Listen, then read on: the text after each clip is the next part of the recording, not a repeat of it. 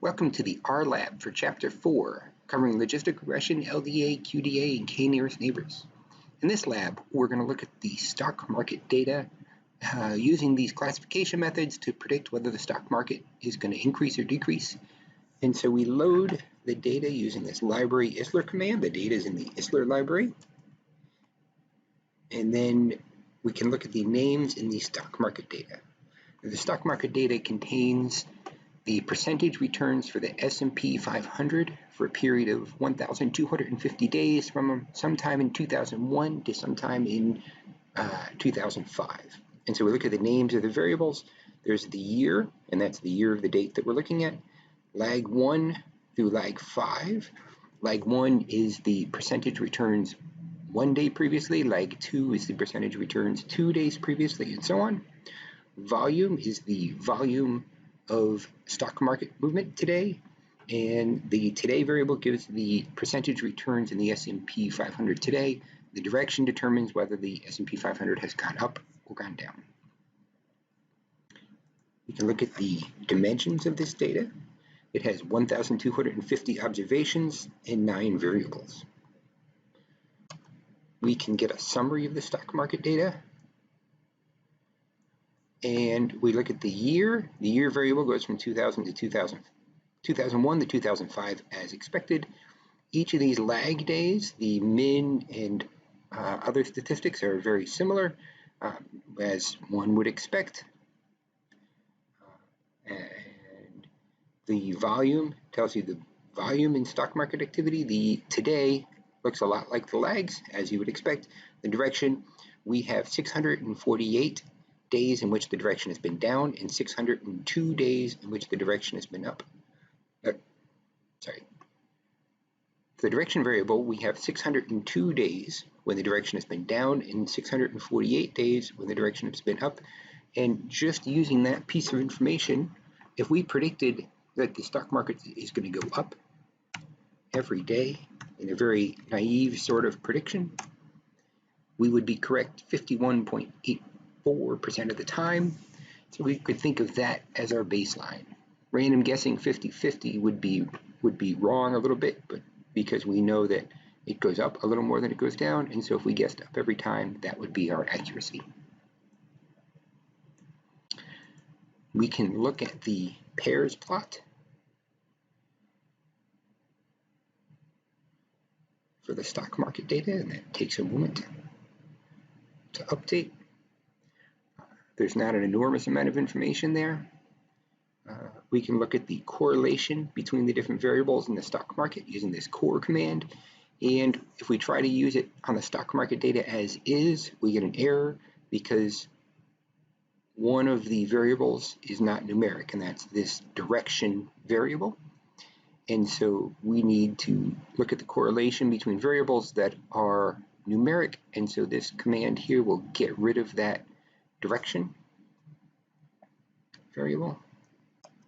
And so here's the correlation between all the numeric variables in the stock market. You'll see there's not a lot of correlation between each, between the different lags, and there's not a lot of correlation between the percentage today and the lags.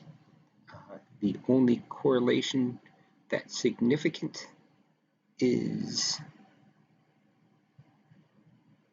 between year and volume, and the correlation there is 0.53. And so going forward, we're going to attach the stock market data to our session so we don't have to access so we can access the variables directly. So we're going to plot the volume, and this is the volume on the vertical axis and the index, which corresponds to the year in these different brackets over time, and we can see that the volume is increasing over time, which gives us this correlation here between the year and the volume. Okay, so now we're going to fit a logistic regression model to this data and see if we can predict whether the stock market percentage returns in the S&P 500 is going to be going up or down. So first, we use this GLM command. This is generalized linear model. And we're going to build this generalized linear model and it's going to be direction as a function of lag on the previous 5 days, as well as volume. Our data is going to be the stock market. And this last piece of the command, family equals binomial, tells the generalized linear model to use a logistic regression model. And now we can look at the summary of the fits. Now, this summary contains a little more information than we need. Here's the call. What we care about for the moment is the estimate for these regression coefficients. So these are negative for lag 1 and lag 2. That means if it's gone down on the previous day, then it's a little more likely to go up today. And if it's gone up on a previous day, it's a little more likely to go down. If we look at the p-values for these, the p-value is 0.145, 0.398.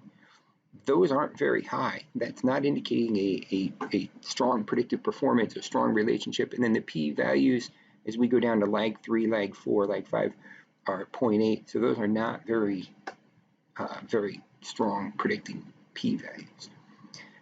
We can look at if we just care about the coefficients, we can use this command to give us just the coefficients for the fits. We can get a summary of the coefficients. This will give us the summary information about the coefficients. And if we just wanted those p-values, we could do summary coefficients and then get the 4th column in this array. So this here are the p-values for these coefficients. Now, if we want to use this to create predictions of probabilities, we're going to use this predict command on the GLM fits. So GLM fits was this generalized linear regression model using logistic regression that we built up here. And the type response says we want to get the probability of output. So GLM probs, and we can look in our variables up here. This is predictions for the 1,250 days. We're getting the probability that the stock market went up or down each day as predicted by a linear regression model. We can look at our first 10 probabilities. And one of the things you'll notice is the probability doesn't stray very far from a 50-50. We can look at this contrast in direction, and that's telling us that the R has used a dummy variable for direction. And so if we want to know predictions down versus up, we can make a column called prediction. And so this first command repeats down 1,250 times and puts that vector in this variable called pred for prediction. And then this second line here takes that prediction, and whenever that probability is greater than 0.5, it switches that to up. So this glm.pred, we can look at our variable here, and it's predicting up or down, whether that probability was greater or less than 0.5. We want to look at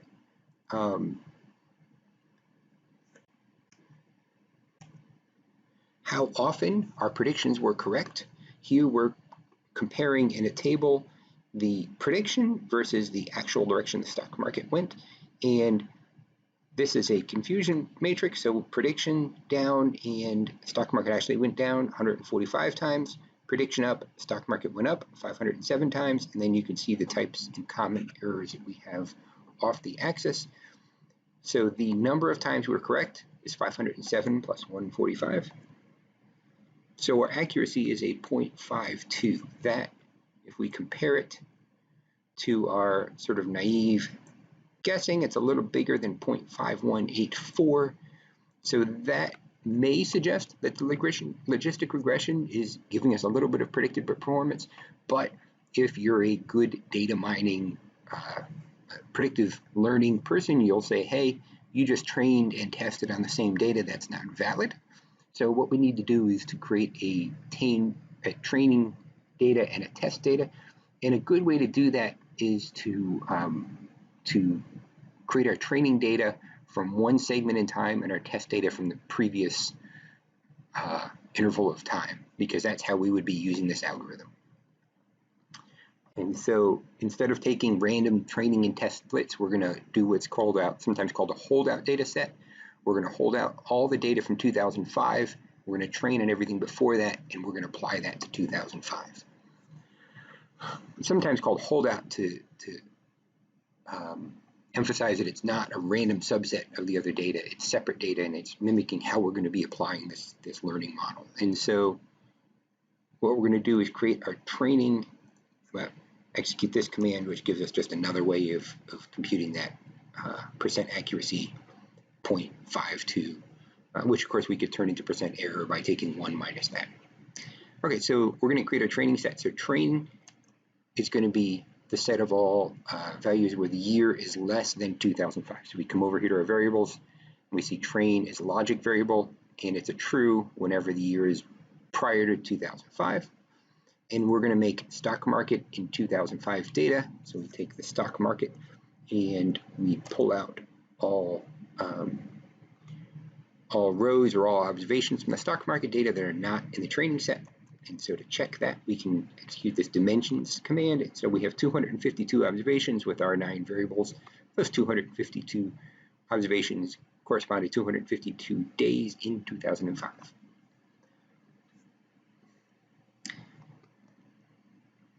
So we're also going to pull out the direction in 2005, right? That's our value that we're trying to predict up or down. Now we're going to fit a generalized linear model as we did before. This family equals binomial. That will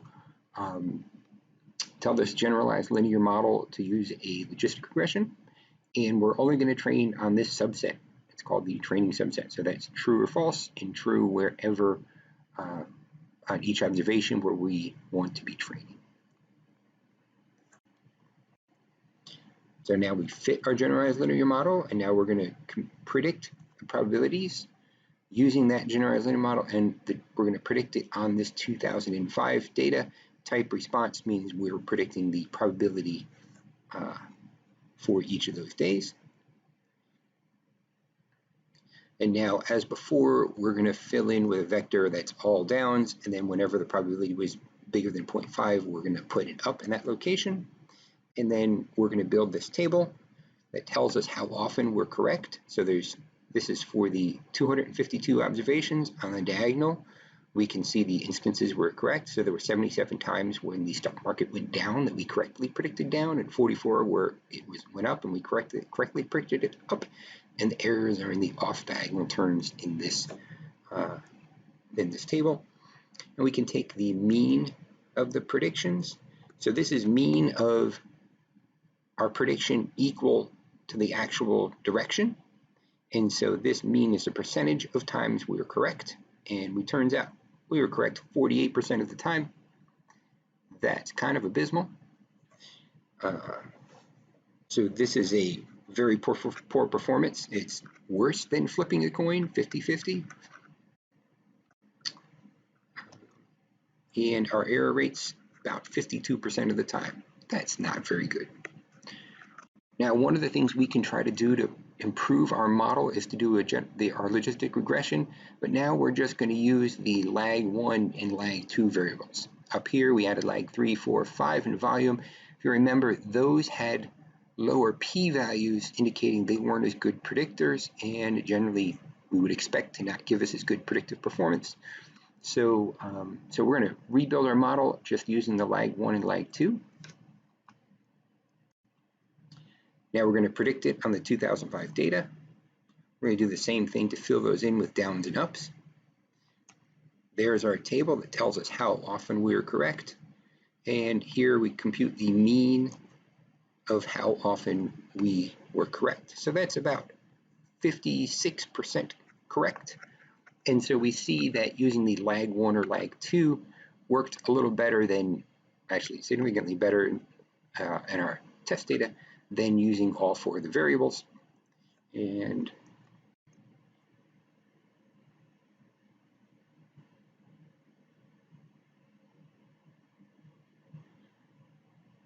we can look at how often we correctly predicted up, and that comes to 8.58. So one of the things you could do is look at what you want to predict and correctly predicting up to determine what days you're going to invest and not invest on other days. And this last line here, this just shows you how to put in predictions manually. So if I want these values for lag 1, 2 observations, and I'm going to make these values for lag 2 on 2 observations, and I want to predict based on those, that command would give me the predicted probabilities of the increase in the stock market based on those.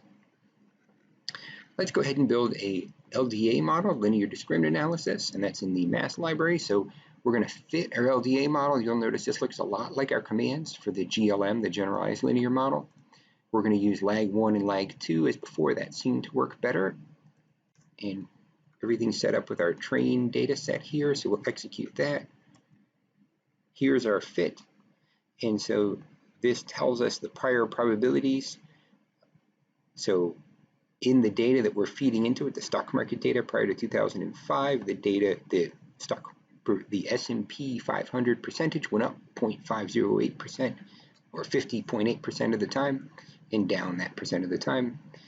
This tells us when it went down, the mean these are the means for the different groups or different classes. In the down class of the down group, our mean value for lag 1 was 0.042, and for lag 2 was 0.033. And so on days when it went down, the previous 2 days, S&P 500 percentage tended to be positive, and when the S&P, on the days when it went up, the S&P 500 percentage on the previous days tended to be negative. That's our observation that we've made already, that when the stock market has been recently going up, it has less likely to continue to go up, and when it's recently been going down, it's a little more likely to go up. This tells us the coefficients of the linear discriminants right here. So we can plot the fit, and for this plot to work, I believe I need to give a little more room to the plot window. So those are the plots of our 2 different classes. Now we're going to predict with this LDA fit that we've created on the stock market data for 2005. When we use this prediction with linear discriminant analysis, it predicts a class, and then it gives us a posterior probability. So this is the probability for each of these classes, and then an X which contains the linear discriminant coefficients shown here. So we're going to create this variable LDA.class, which is the predicted class. And then here's a table that tells us how often we are correct. So down, down, as before, 35 times the stock market went down. And when we predicted down and up on the diagonal terms, 106 we're correct on the up. We can look at the percentage of time we are correct. So this is creating a vector of trues and falses. This double equal sign says check our predicted class versus the actual direction. And when they're equal, we create a true or a 1. And when it's false, it creates a false or a 0 when they're different. And we take the mean of that, and that gives us a percentage of time we're correct. So that was about as good as the linear discriminant analysis.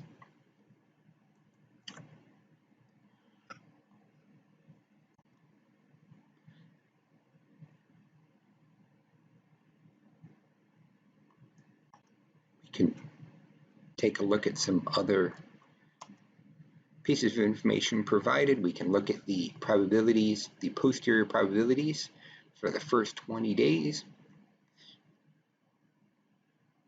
We can look at the class assignments for the first 20 days, up versus down. And we could look at one of the options we could do is say, I'm only going to invest on days when there's a high prediction of going up. So this will look at where my posterior probability of going up is greater than 0.9, and we can look at how many days that occurs. And in fact, that never occurs. So the predicted probabilities, as we can see here, don't range very far away from 0.5. So in summary, we created logistic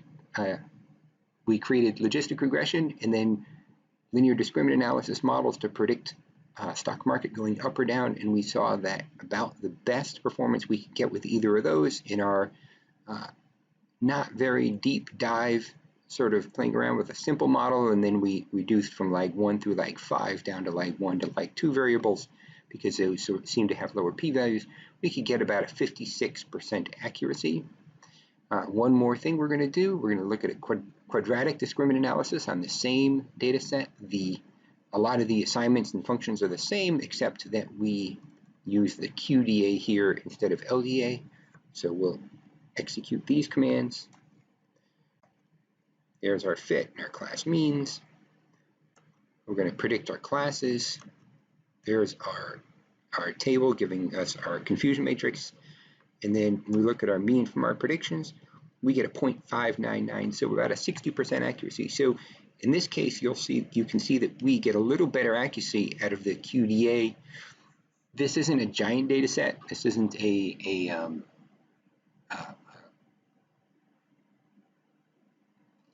enough data and enough testing to say that this is true in general about QDA over LDA for predicting the stock market, or that QDA will genuinely give you this type of accuracy. But at least on our training data, the indication is that QDA is working better than logistic regression or linear discriminant analysis. And the expectation is probably because there's covariances are different for our different classes, perhaps. And some of that quadratic or second degree decision surfaces are giving us better separation between our classes and our data. Thank you very much for watching the R-Lab video for Chapter 4 on logistic regression, LDA, and QDA.